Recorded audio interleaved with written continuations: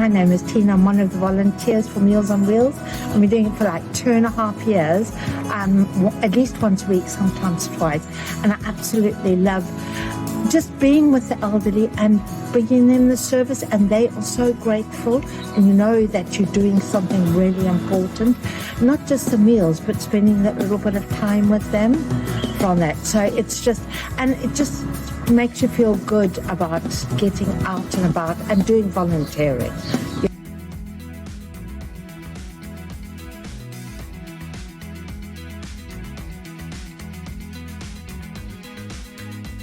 Coming here. I moved into the area a couple of months ago, and the people were on my street were really friendly, and they asked me, what do I do? And I said, I'm retired, I've got nothing to do, I'm bored, I'm a housewife, I need something to do. And they recommended coming here just to play bingo, and I played bingo and I really thoroughly enjoyed it. And I thought, there's not enough staff running here for the amount of people that are coming in, and I asked if I could just volunteer just to see how if I could give it a go, and I haven't stopped.